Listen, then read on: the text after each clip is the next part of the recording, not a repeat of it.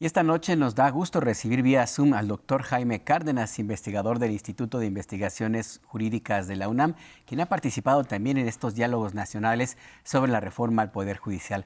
Doctor, buenas noches, bienvenido a Punto de Referencia. Buenas noches, es un gusto saludarlos, Alberto, a ti, Azul, y desde luego a todo el Buenas auditorio noches. de Canal 11.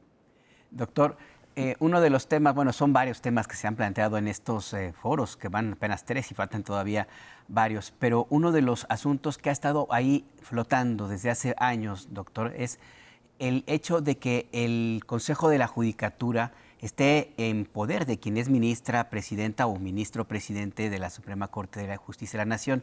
Escuchábamos hace un minuto esa necesidad de que se termine con esta doble vía de que son jueces y parte. Usted planteaba en su participación en el foro en Guadalajara la necesidad de que el órgano que investigue, sancione y vigile a el Poder Judicial tenga poderes extraordinarios. ¿De qué se trata, doctor Jaime Cárdenas? Sí, efectivamente, uno de los temas principales de esta iniciativa de reforma judicial es para separar de la presidencia de la Corte el Consejo de la Judicatura.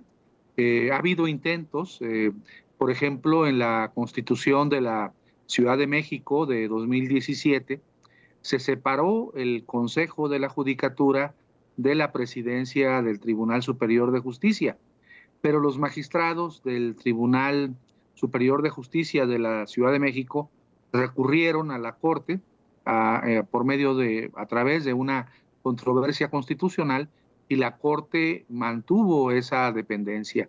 Es decir, el Poder Judicial federal y local se han negado a que exista una separación entre el Consejo de la Judicatura y los tribunales superiores, y en este caso la Suprema Corte de Justicia de la Nación. Y sí, efectivamente, en el foro de Guadalajara, uno de los temas que discutimos, que es muy importante, es un elemento que contiene la iniciativa del presidente. En la iniciativa del presidente, el Consejo de la Judicatura, por un lado, se separa de la presidencia de la Corte, y por otra parte, se divide en dos. Habrá un consejo que se encargue de temas administrativos, presupuestales, de adscripción de jueces, etcétera.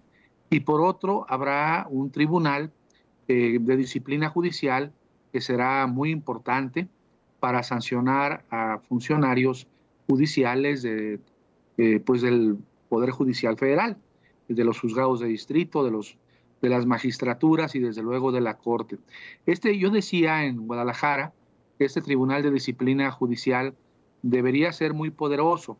Una de las críticas que se ha hecho en los medios de comunicación, o en algunos medios de comunicación, a la iniciativa judicial, señala que en los procesos electorales que se organizarán para elegir a jueces, magistrados y ministros, podrían intervenir intereses oscuros, por ejemplo, del crimen organizado o de poderes fácticos. Entonces, este Tribunal de Disciplina Judicial debe tener competencias pues para evitar que eso ocurra. Por ejemplo, debe tener facultades para pedir información de manera obligatoria a la UIF, a la Comisión Nacional Bancaria y de Valores, a la Comisión, al Banco de México, por ejemplo, al Ministerio Público Federal, a la Fiscalía General de la República y a las fiscalías de los estados, para superar los secretos bancarios, fiscales, fiduciarios y ministeriales, y poder realizar investigaciones plenas, completas. Y también debería ese tribunal sancionar a cualquier candidato a juez, a magistrado o ministro que reciba recursos ilícitos, y también el tribunal tendría que tener facultades para sancionar a los que aportan recursos ilícitos en una campaña de juez, de magistrado o de ministro. Entonces, este Tribunal de Disciplina Judicial, desde mi punto de vista, será uno de los elementos fundamentales de la reforma en caso de ser aprobada. Esto atiende, doctor Jaime Cárdenas, un tema que tiene que ver con la rendición de cuentas que ahora misma no reporta el Poder Judicial, a diferencia de otros poderes. Hay otras críticas también a la reforma que hemos visto, como que la elección de ministros, magistrados, aniquilaría el tema de la profesionalización del personal que está dedicado a tomar decisiones, a ser juzgador, pues. Y también que este mecanismo entonces haría que no prevaleciera la norma, sino otro tipo de criterios políticos, de popularidad, etcétera. Me llamó mucho la atención en su intervención también del día de ayer, que hablaba de una especie de cambio de paradigma sobre dónde debe descansar la legitimidad de este poder, no necesariamente sobre la norma o no nada más sobre la norma, sino a partir de una forma de entender el derecho mucho más amplia. ¿Nos podría hablar un poco sobre eso, doctor? ¿Cómo no? Con mucho gusto, Azul. Mire, actualmente en el Poder Judicial Federal y en algunos estados de la República se habla de la carrera judicial, pero eso en realidad es a medias. No es totalmente cierto que exista una carrera judicial.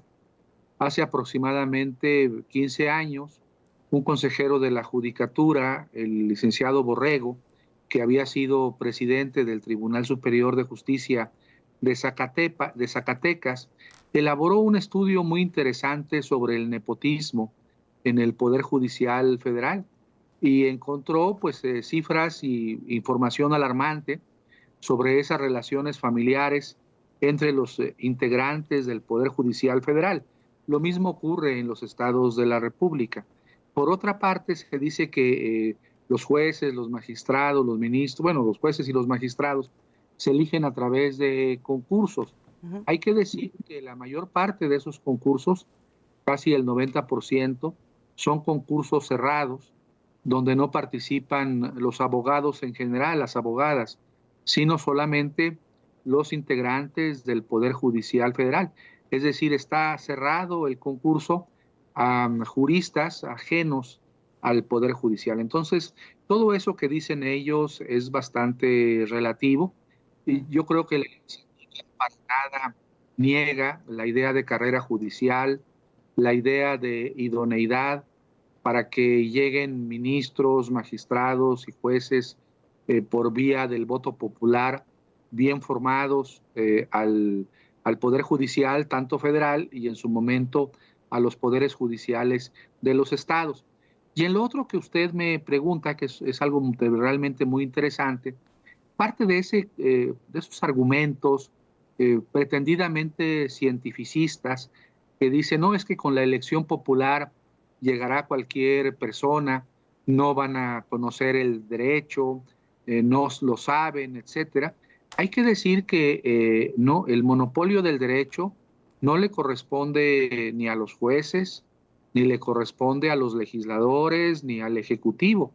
El derecho es un instrumento de convivencia que corresponde, que es de todas las personas, que es de todos los ciudadanos, ciudadanas.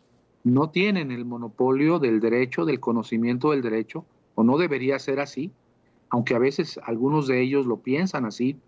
No tienen el monopolio del conocimiento del derecho los jueces, ni los magistrados, ni los ministros. Y lo que yo decía acerca del cambio de paradigma, pues tiene que ver con esto.